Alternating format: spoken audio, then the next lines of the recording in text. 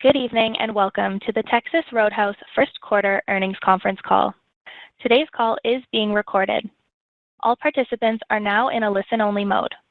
After the speaker's remarks, there will be a question-and-answer session. At that time, if you would like to ask a question, please press star, then the number 1 on your telephone keypad. Should anyone need assistance at any time during the conference, please press star 0 and an operator will assist you. I would now like to introduce Michael Balin, Head of Investor Relations for Texas Roadhouse. You may begin your conference. Thank you, Brianna, and good evening. By now, you should have access to our earnings release for the first quarter ended March 26, 2024. It may also be found on our website at texasroadhouse.com in the investor section. I would like to remind everyone that part of our discussion today will include forward-looking statements. These statements are not guarantees of future performance, and therefore undue reliance should not be placed upon them.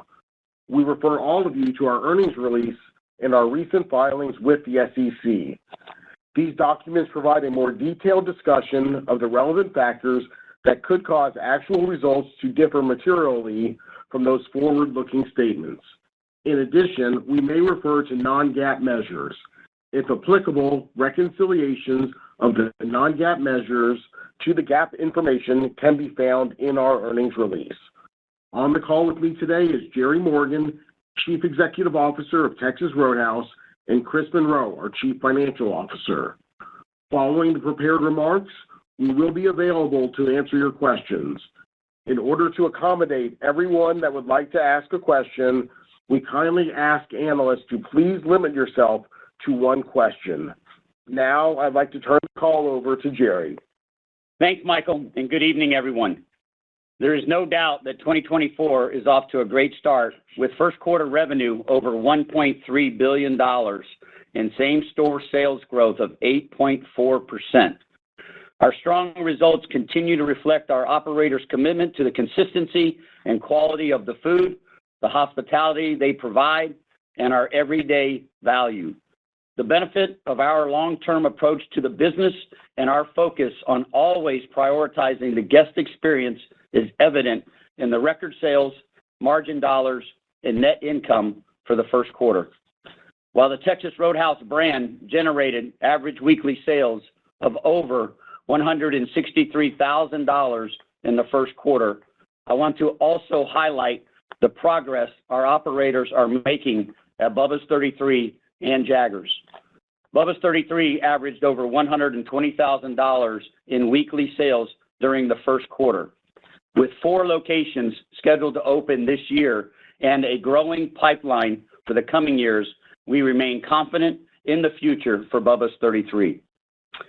Jaggers, our quick service brand, is also experiencing momentum and delivered nearly $68,000 in average weekly sales.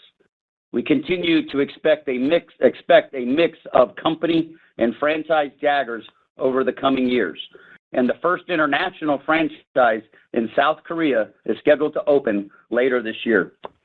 Our investment and commitment to opening new restaurants at a more even pace has been successful.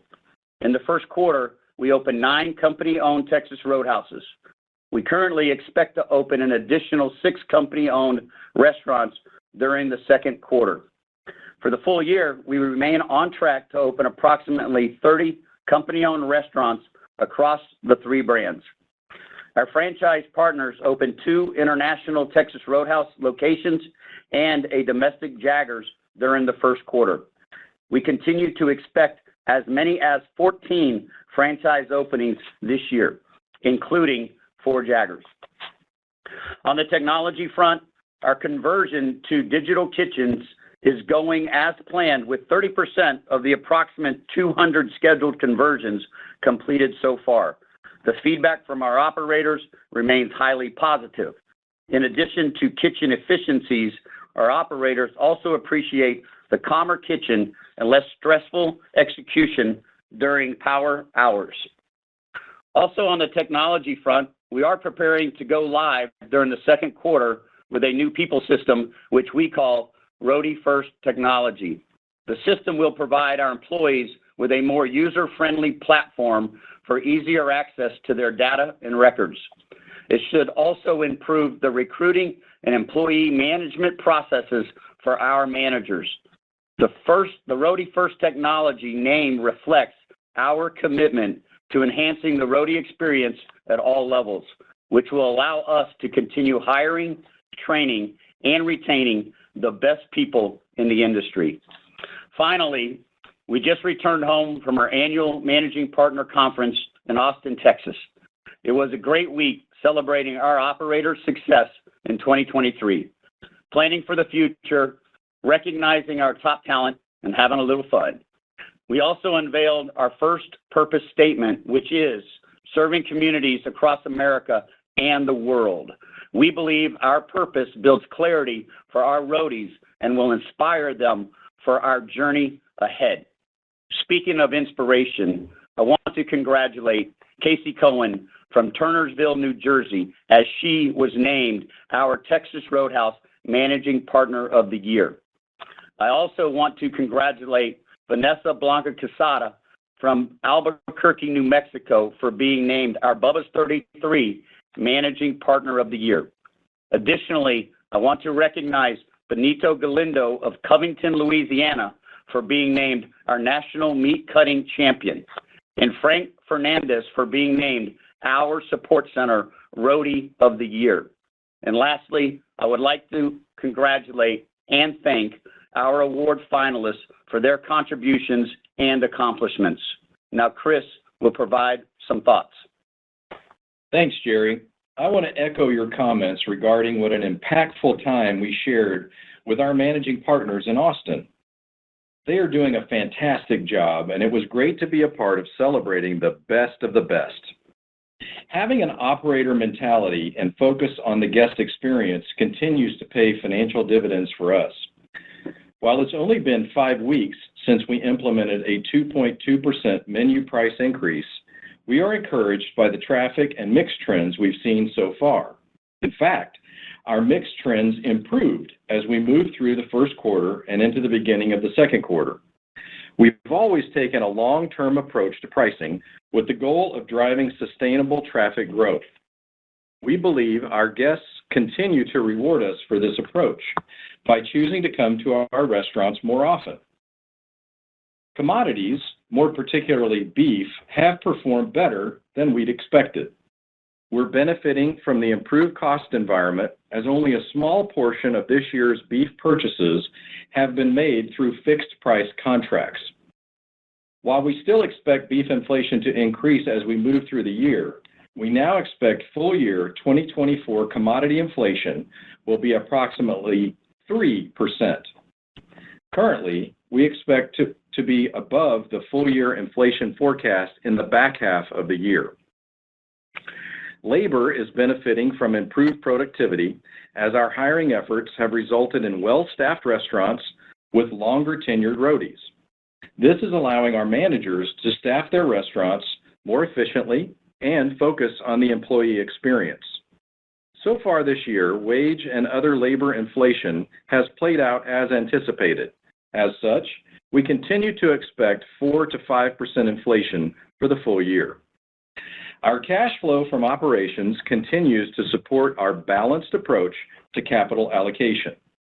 We're pleased with the returns we are generating from our ongoing investments in the business, including new store openings, bump outs, kitchen expansions, and digital kitchen conversions. During the first quarter, we generated over $240 million of operating cash flow, which was used to fund over $125 million of capital expenditures, dividend payments, and share repurchases. As we've done throughout our history, we will continue to return capital to shareholders and invest in growth projects. And now, Michael will walk us through the first quarter results. Thanks, Chris. For the first quarter of 2024, we reported revenue growth of 12.5%, driven by a 7.7% increase in average unit volume and 4.9% store week growth. We also reported a restaurant margin dollar increase of 23% to $228 million and a diluted earnings per share increase of 31.4% to $1.69. Average weekly sales in the first quarter were over $159,000, with to-go representing approximately $21,000 or 13.1% of these total weekly sales. Comparable sales increased 8.4% in the first quarter, driven by 4.3% traffic growth and a 4.1% increase in average check. By month, comparable sales grew 4.2%, 10.4%, and 10.2% for our January, February, and March periods, respectively. And comparable sales for the first 5 weeks of the second quarter were up 9.3%, with our restaurants averaging sales of approximately $158,000 per week during that period. In the first quarter, restaurant margin dollars per store week increased 17.3% to over $27,500. Restaurant margin as a percentage of total sales increased 148 basis points year over year to 17.4%. Food and beverage costs as a percentage of total sales were 33.9% for the first quarter. The 131 basis point year-over-year improvement was driven by the benefit of a 4.1% check increase, offsetting the 0.9% commodity inflation for the quarter. Labor, as a percentage of total sales, decreased 51 basis points to 32.5% as compared to the first quarter of 2023. Labor dollars per store week increased 5.7% due to wage and other labor inflation of 4.3% and growth in hours of 1%. The remaining 0.3% increase in labor dollars per store week was primarily driven by a $0.7 million net unfavorable adjustment to our quarterly insurance reserve. Other operating costs were 14.7% of sales, which was 39 basis points higher than the first quarter of 2023. Higher operator bonuses as a percentage of sales resulting from an increased year-over-year restaurant-level profitability drove 23 basis points of the increase. Also included in the year-over-year change is an approximately 35 basis point negative impact from adjustments to our quarterly reserve for general liability insurance. These adjustments include $3.5 million of additional expense this year and a $0.8 million credit last year. Moving below restaurant margin, G&A dollars grew 5.5% year over year and came in at 4% of revenue for the first quarter. G&A dollar growth benefited from lapping an approximately $2.6 million one-time cost related to an executive retirement. Our effective tax rate for the quarter was 13.9%. Our expectation for the full year 2024 income tax rate remains unchanged at approximately 14%. Finally, as a reminder, 2024 is a 53-week year for us. As such, the fourth quarter will have 14 weeks versus our normal 13 weeks. We estimate that the additional week could benefit full year 2024 earnings per share growth by approximately 4%. Now I will turn the call back over to Jerry for final comments. Thanks, Michael. The theme of our Managing Partner Conference was Buckle Up. It is a fitting message as we prepare for our journey ahead. At conference, I encouraged our operators to buckle up and double down on our mission, our core values, and our purpose of serving our communities across America and the world. Last, but certainly not least, we are honored to have Casey and Vanessa, our Managing Partners of the Year, with us for the call today. Congratulations again to both of you. Let's go, Roadhouse and Bubba's. That concludes our prepared remarks. Brianna, please open the line for questions. Thank you. We will now begin the question and answer session. If you have dialed in and would like to ask a question, please press star 1 on your telephone keypad to raise your hand and join the queue. To withdraw your question, simply press star 1 again. If you are called upon to ask your question and are listening via loudspeaker on your device, please pick up your handset and ensure that your phone is not on mute when asking your question. Our first question today comes from David Palmer with Evercore ISI. Please go ahead. Thanks. I'll try to squeeze in just 2 quick ones. First, on other operating expenses, it's up 9% per store in the quarter. That was a similar type of growth rate in all of 23. Could you remind me what's driving that growth in that line item? And as you look ahead, is it reasonable to assume that growth rate might slow and you'd be able to leverage that line a little bit more? And then I'm just any comments or details you can give about the digital kitchen initiative. It's obviously has great uptake. Any quantification about the benefits you're seeing, table turns, order accuracy, anything that could help the business? Thanks. Hey, David, thanks for the question. It's Michael. I'll start with the question about the other operating. Yeah, as we mentioned, we did have a general liability adjustment on that line of $3.5 million. So that is driving some of that increase. Obviously, as we're doing higher sales volumes, that also is driving those dollars per store week, as there are items in there that are directly correlated with sales. And we also mentioned the higher profitability of the restaurants is leading to more compensation expense. So it is certainly possible and probably expected that dollar per store week growth for other operating will not increase at that high of a level throughout the remainder of the year.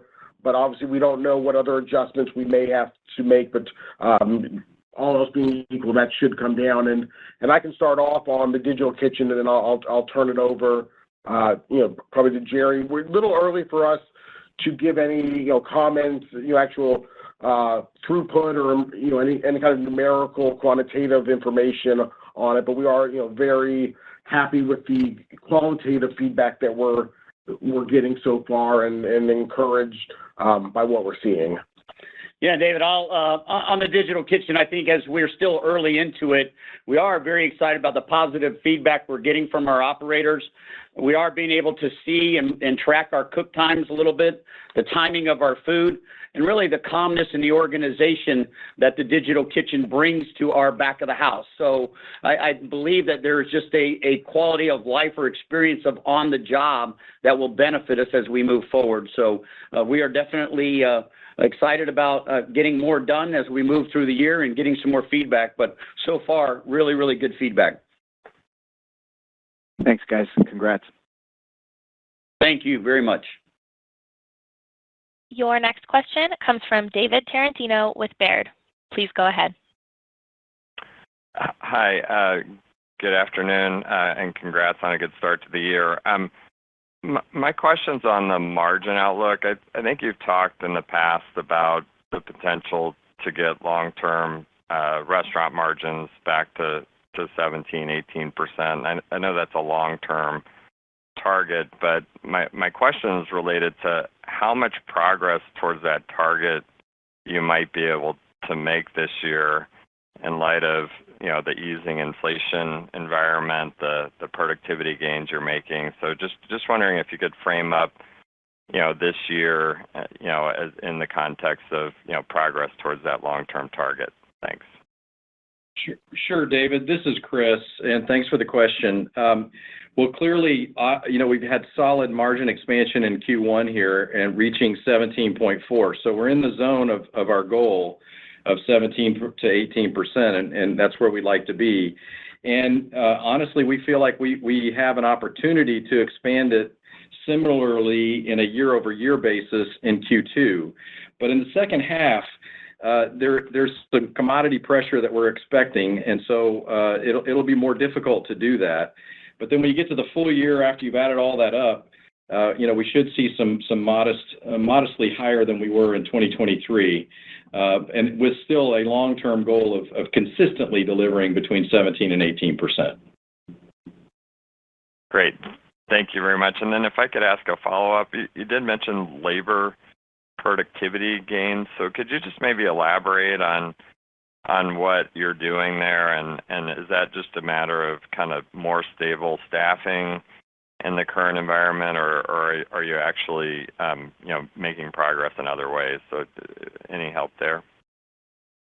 Yeah, David, this is Chris again. I think it is a reflection of more stable staffing and having our longer tenured roadies, as I talked about in my prepared remarks.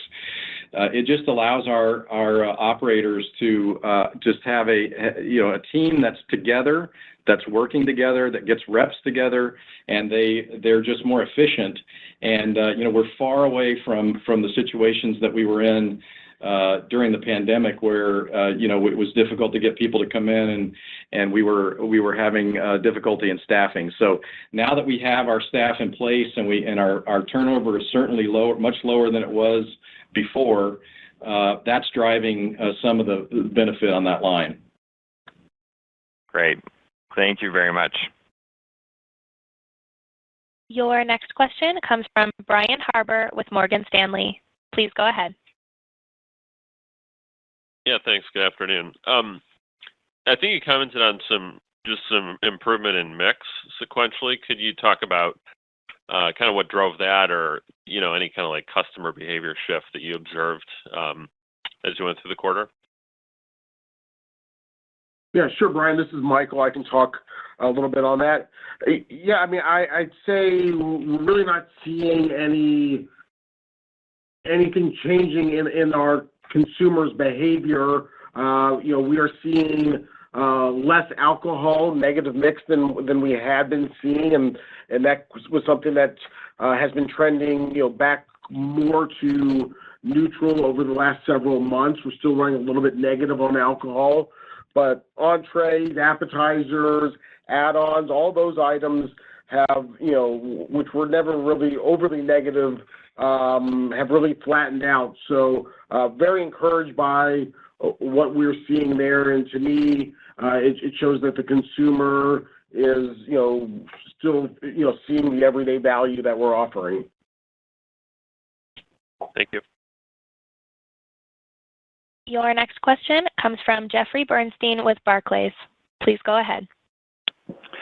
Great. Thank you very much. Two questions. The first one, just on you made reference to the Texas Roadhouse brand versus the Bubba's brand. Clearly, both of them are very strong relative to the industry. But when you compare them between each other, the Texas Roadhouse, the 2-year stacks on comps are 22%, and their AUVs are $8.5 million. The Bubba's 2-year stack is 12, and the AUV is like low sixes.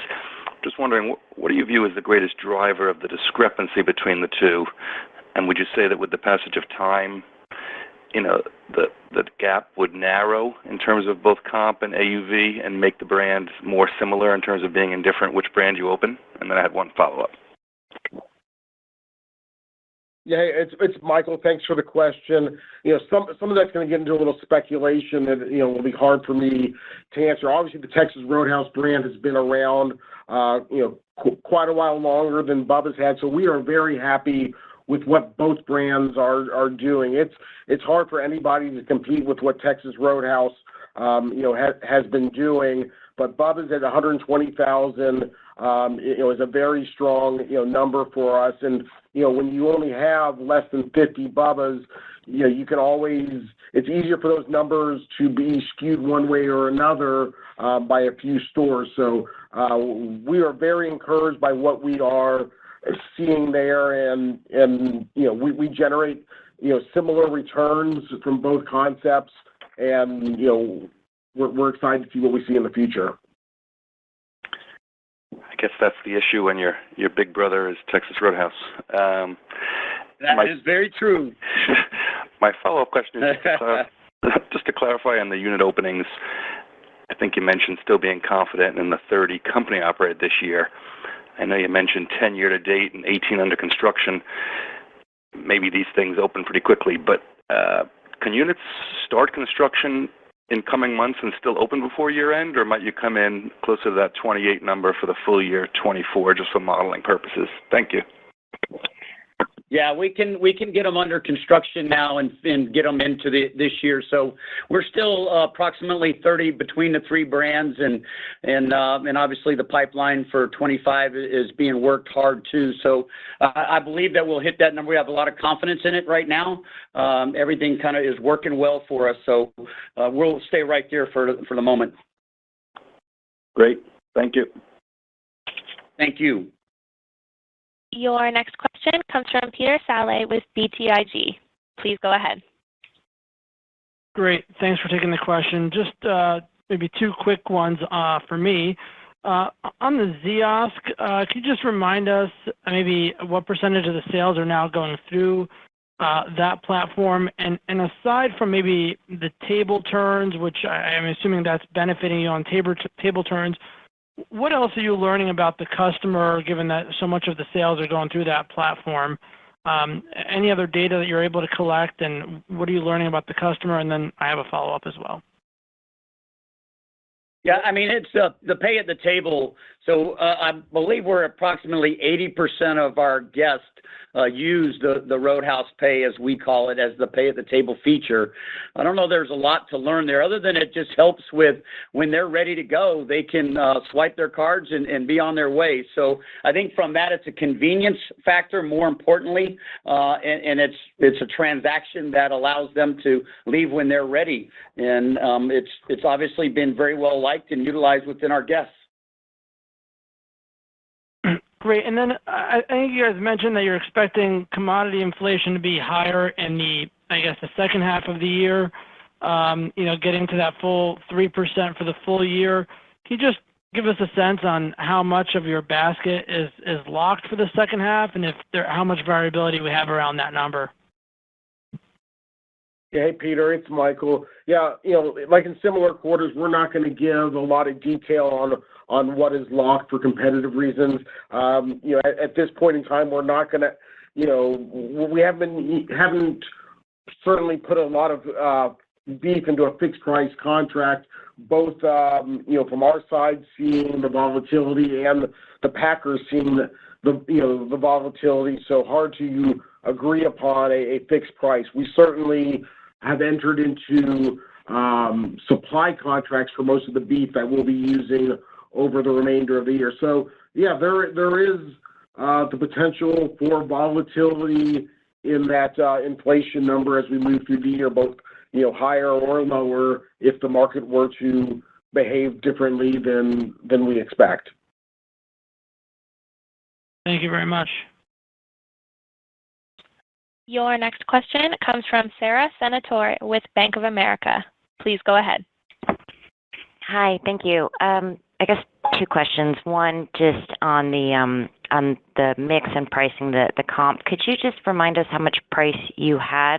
I think you said last time we spoke was like 5% price. So just trying to calculate the mix. It sounds like it's less than a percentage point headwind at this point. Yeah, hey, Sarah, it's Michael. Yeah, in the first quarter, we had 4.9% pricing, and you are correct. We had about 80 basis points of negative mix, but that did come down quite a bit in the first 5 weeks of our second quarter to only about 20 basis points of negative mix, as we continue to have about 4.9% pricing in the menu for both the second quarter and the third quarter. Okay, great. That's very helpful. And the sort of the question I have related to that is just, as you think about, again, your business versus everybody else, where everybody else is seeing like check management, do you have a sense of, again, what's driving that?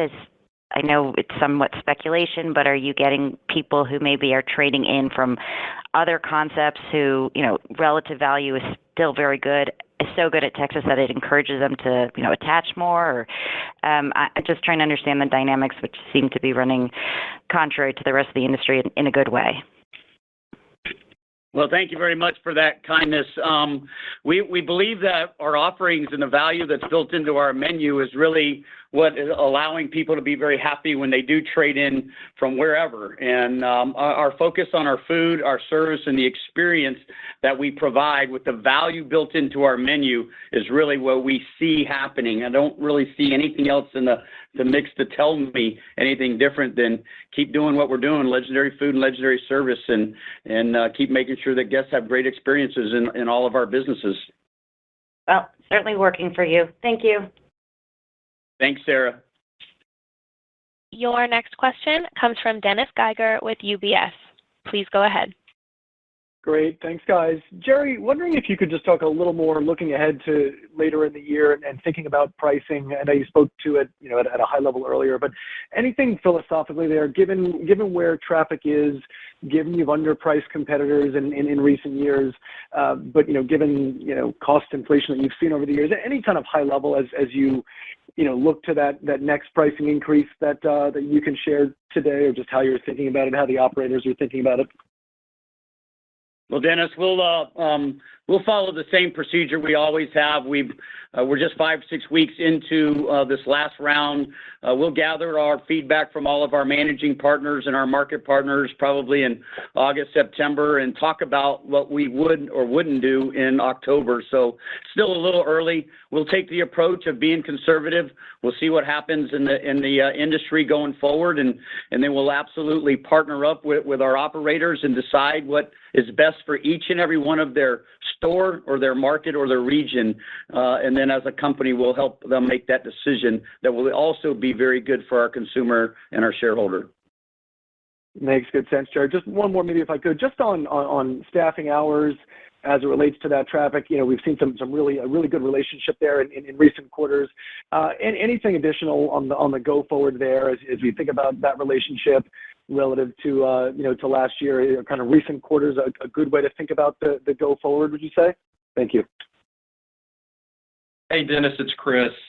Thanks for that question. I'll start, and Michael can clean up anything I mess up here. But I think that we're, we've talked about having a historical average of 50% growth rate of our hours growth to our traffic growth, trying to keep it around a 50% level. And in the fourth quarter of last year, you'll remember that we hit that. And so we actually came in well with the number, even better than that in the first quarter, something more like 25%. So, we'd like to continue that. Now, I don't know that we can continue the 25%. Our goal is around 50, but I think that there's definitely a lot of work that's been done to improve our labor situation, and it's really thanks to our operators and their hiring and their staffing and making sure that their teams are working well together. And now we're delivering these results over at least the last 2 quarters. We're definitely back in the zone. Yeah, Chris, I'll echo what you said there. I think last year all that hard work of the operators to get their store staffed the way they needed to be is now paying off in that percentage for the first quarter, and we'll see where the next several quarters come out, but there certainly feels like there is strong potential for that to remain at or below that 50% level over the next several quarters. Good stuff. Congrats, guys. Thank you. Your next question comes from Jeff Farmer with Gordon Haskett. Please go ahead. Great, thank you. Have a quick follow-up on commodities and then just one more on capital investment. So on commodities, I understand there's some black box nature of what's going on, but based on what you know now, can you share expected quarterly commodity inflation over the next couple of quarters? Yeah, hey Jeff, it's Michael. I'm not going to get specific numbers, but I'll help guide you all. The expectation is the second quarter, will be above where we were in the first quarter, but probably still below the full year average. And then Q3 and Q4 are looking fairly similar, and are going to be a little bit above that 3% full year number. Okay, that's helpful. And then on the average capital investment for a new Roadhouse, at least according to the K, it's expected to be roughly $8 million in 2024, which is flat versus last year. but it looks like it's up more than 40% versus 19. I appreciate that a lot of your peers are in the same sort of inflationary boat there, but do you see any opportunities to reduce that $8 million cost for a new Roadhouse? I think we're going to be pretty close to it. We have expanded the new store openings, I believe, at the beginning of 23.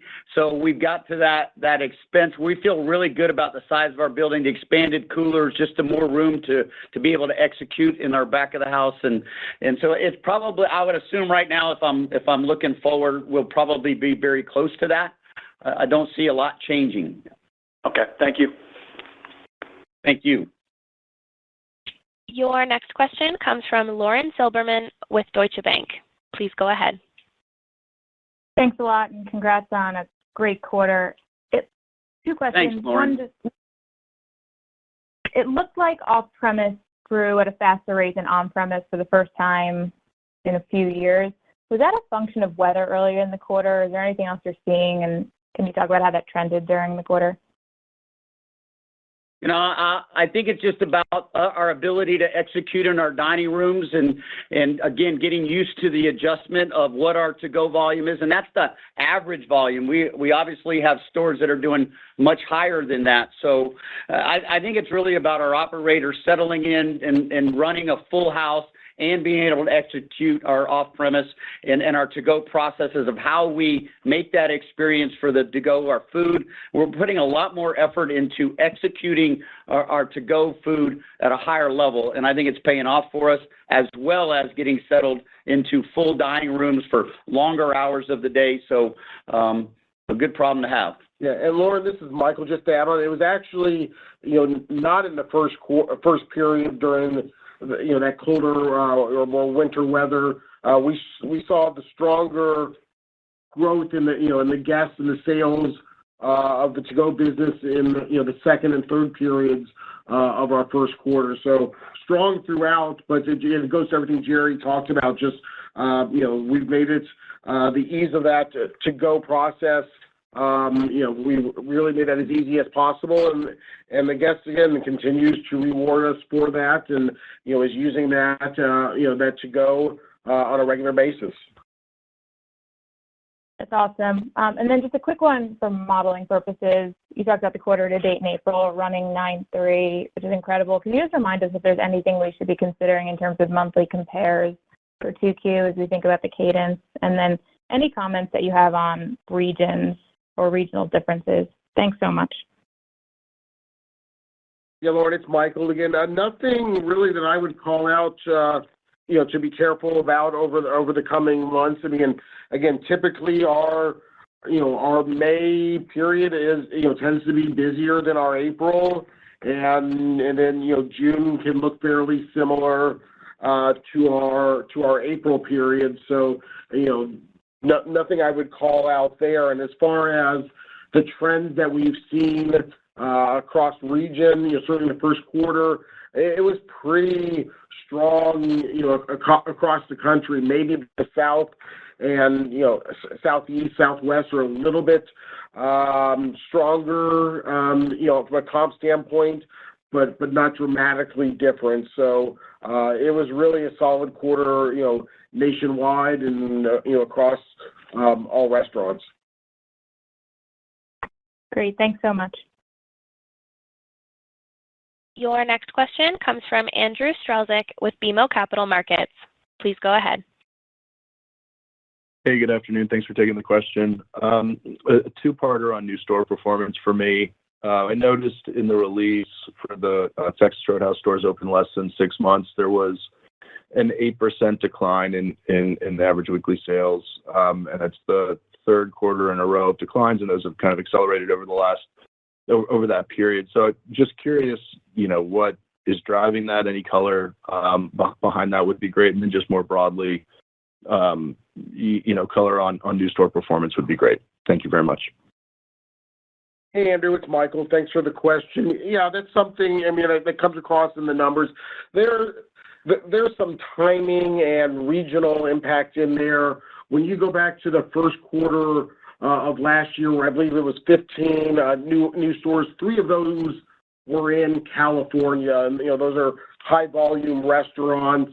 We're going to do some of our highest sales in the country out there, and that was really pushing that number higher. So I would say, the anomaly, if you want to call it anything, was how high that number had gotten in that first quarter.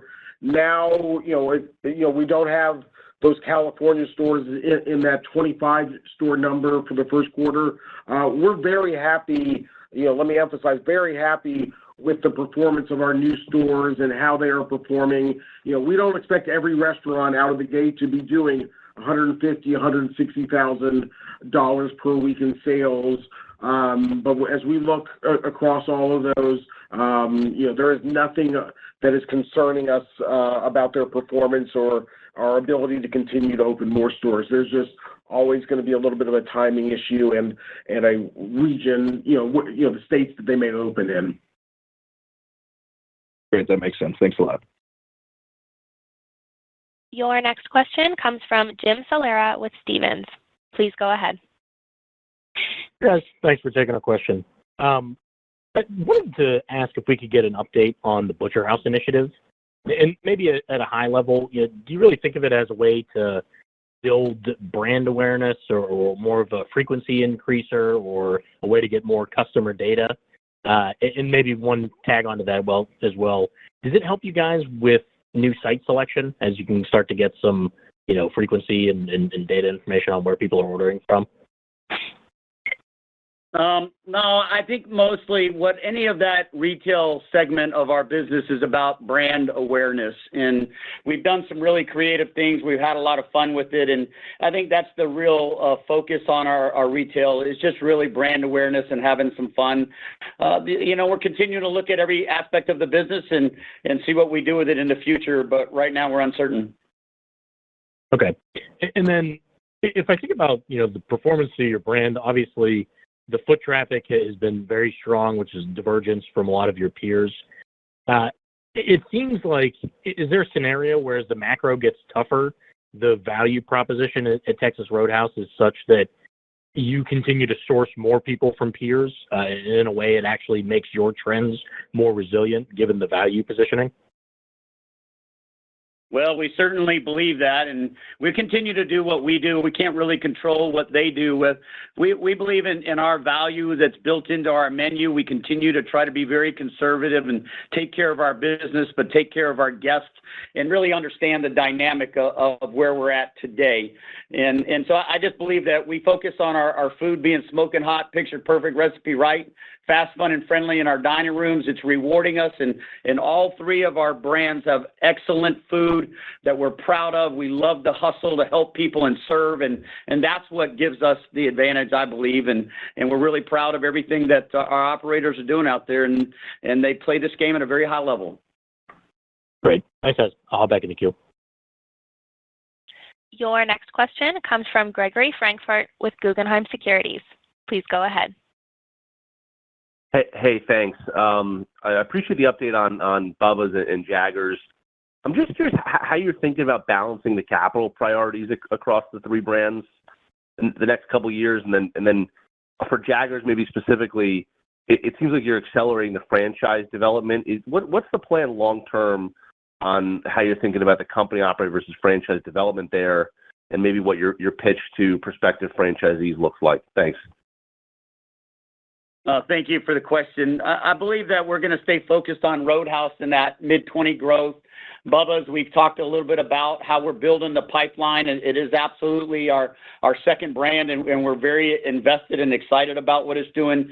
Jaggers is exciting for me in a lot of different ways. We've got 8 company stores and 3 franchise stores, and we've got people interested. The food is incredible. Our service model is really working from a speed of service standpoint. So we are building our very first international restaurant with Jaggers. So the thing about franchising is you can go a little bit faster, and you actually learn a lot. We're really good at casual dining and to really get our head around Jaggers and what it needs to be highly successful. We wanted to bring some partners in that could help us grow, and that's what we're doing with our franchise partners. We're learning, we're partnering up. It's going to help us grow on the company side and on the franchise side. And it's hard to tell you what percentage right now going forward, but we're definitely leaning into both and learning a lot. And we really appreciate our franchise interest in the Jaggers concept. Thank you. Your next question comes from Jim Sanderson with Northcoast Research. Please go ahead. Hey, thanks for the question. I wanted to go back to a little bit more insight on Bubba's 33. I think the comp was a little bit weaker than Texas Roadhouse, but can you walk through the same-store sales breakdown, traffic, price mix for Bubba's? Yeah, hey, Jim, it's Michael. We actually don't, get into that, detail as much, or at least not at this time, into that breakdown. But yeah, you're correct. It did not comp to the same level that Roadhouse, did. But again, Roadhouse is kind of, different than everyone else out there. But again, we are, and with only 45 restaurants, if a handful are, not growing, it can skew that number. But overall, we saw some great performance in Bubba's early this year, and are very encouraged by the margins that we're seeing there and what that business can deliver going forward. Yeah, and I'll add on just a little bit on that. We're really, if we just look at Bubba's and not compare it to Roadhouse, we're very, very happy with the performance, not only on our sales, we're attacking sales, we're in controlling our costs. We've done some things in the building to help us long term, and we've done a little bit of menu engineering. We've added a combo appetizer, which has really been a success, and reorganized a little bit of how we do wings. And we've got a new sandwich we're excited about to be offering out there. And so there's a lot of momentum. As I look at the first quarter in Bubba's 33, it tells me we're in the right business. Burgers and pizzas and cold beer and rock and roll, we're going to be just fine. Okay. Can I assume from that you had positive traffic in 2024 at Bubba's? Is that fair?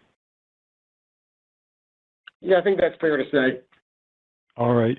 I just want to ask a follow-up question also on same-store sales in April.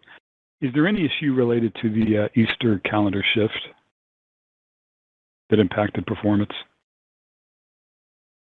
With Easter, no. Easter still fell within our April period, so no impact from Easter. No shift between. Okay, very, very good. And then last question for me: how does Texas Roadhouse usually do for Mother's Day? Is that an important event or not so much? Yeah, it's an incredible event. It's all part of Valentine's Day, Mother's Day, Father's Day. We kind of call it the Triple Crown. And speaking of that, the first leg of the Triple Crown is here in Kentucky over the next couple of days, and we're excited about that. But yeah, Mother's Day is huge for Texas Roadhouse and the restaurant industry overall. And we have some dominant players out there. We're excited about Mother's Day and Father's Day. And Jim, this is Chris. I'll just throw in, there's also Mexican Mother's Day that is celebrated as well. So we have that as a part of our repertoire as well. All right. Thanks. I'll pass it on. Thank you very much. Thank you.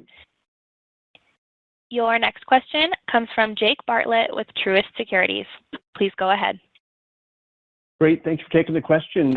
My first is just a clarification or kind of a modeling question, but do you expect to open, company-owned Jaggers of the 30 company-owned stores you expect? I think you said 4 Bubba's, any Jaggers in there? And then the real question, the bigger question is about G&A. Anything we should think about in the second quarter? I know you typically don't disclose how much exactly you spent on the conference, but if there's any variance, anything we should be aware of as we try to model G&A. As I kind of try to make the adjustments in the first quarter, I get about 10 basis points of leverage in the first quarter, adjusting for the one time last year. Is that the kind of leverage you expect, going forward just for the year as a whole? Thank you. I'll let Michael answer that second part. On the Jaggers growth, yeah, we only have one, maybe two this year as far as we can look at, but I'm building the pipeline. I do expect that to grow in the future. We're working some deals right now that are looking really positive. I believe we had 3 last year, and so we'll continue to look at the ramp up on that because it is now hitting the goals and the targets that we're looking for. And this is Michael on the G&A question. In the first quarter, yeah, we did, on an unadjusted basis, we did get a little bit of leverage. Yeah, I think the next several quarters, again, some of it will depend upon your assumptions for top line revenue, but I do think it may be a little bit tougher for us to get leverage on G&A in the second and third quarter when you when you think about some of the investments we're making in Roadhouse technology and some of the other things that we're doing internally. We're definitely investing in the business, and this being a 53-week year for us, which should result in strong, could continue to result in strong performance. We'll probably be taking some extra accruals for bonuses and compensation during the year. So I would expect you could probably see G&A for the year being in a flattish range, but second and third quarters could be a little bit more difficult to get some leverage. And I'll just add to that, the back half of the year could be impacted by the change in the timing of our equity grants that we talked about, and that is probably what you were referring to, in at least in part, there in the second and third quarter. Great. And if I could sneak just one quick one in. On the extra operating week impact on EPS, it's greater than the proportion of the week. I think in 2019 there was a 60 basis points benefit on the restaurant level margins from the extra operating week. Is that kind of any reason to think that would be different this time around? Yeah, I mean, I think in the prepared remarks we said we're expecting about 4% benefit to EPS from that extra week, and whether that's 60 basis points or somewhere, it would obviously benefit some parts of margin. It's going to benefit some items outside of margin, but we estimate about a 4% benefit to EPS. Great. Thank you very much. Your next question comes from Brian Vaccaro with Raymond James. Please go ahead. Hi, thanks, and good evening. Just regarding the commodity outlook, I'm curious to just get your perspective on the supply and demand dynamics in the beef market, just what you might be hearing that's driving the near-term favorability, and then kind of what informs your view that beef costs could move higher later in the year. And then is there anything worth noting on the non-beef side, and you kind of maybe level set what level of inflation you're expecting on that other 50% of your basket? Yeah, hey, Brian, it's Michael. Maybe I'll do the easier part first. That other half of the basket, flat to deflationary, really nothing to call out or speak of there. And, similar, it's really continued to perform as we would expect it. So, being, items being flat to deflationary and offsetting, a little bit of the beef inflation. The supply, has been a little bit better than what, industry-wide than what was anticipated. So that certainly helped beef in the first part of the year, and what we think will continue to help it over the next several months. And in the retail demand has been probably a little bit weaker, or what they've been marketing has probably led to a benefit for us. So I think we've seen less marketing of ribeyes, and maybe more marketing of strips by the grocery stores, and obviously ribeye is a more important item for us. So things like that have led to some of that benefit that we've seen. And our expectation is that things are going to catch up, and that supply tightening will have a bigger financial impact on us in the industry as we move into the back half of the year. All right, thank you for that. And then just one quick follow-up on Bubba's, if I could.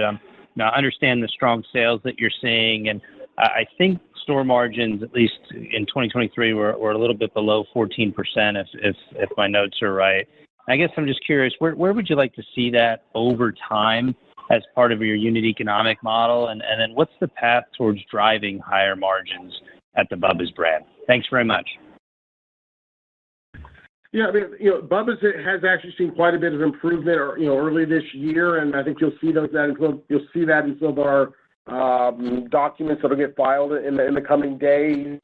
So I think a margin again in that 17 to 18% range for a Bubba's is kind of what we're looking for, just like what we're looking for on the Roadhouse side.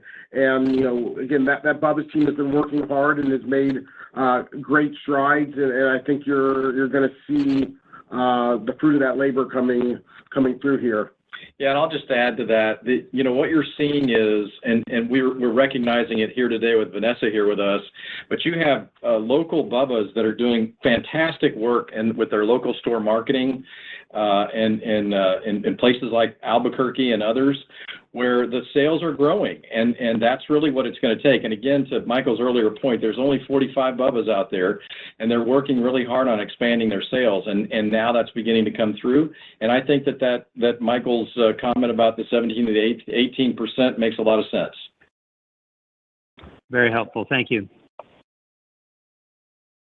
Seeing no further questions at this time, I will now turn the call back to Jerry Morgan for any closing remarks.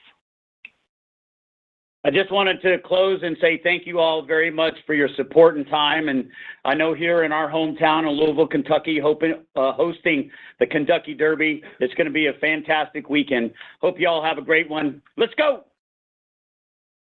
This concludes today's conference call. Thank you for your participation. You may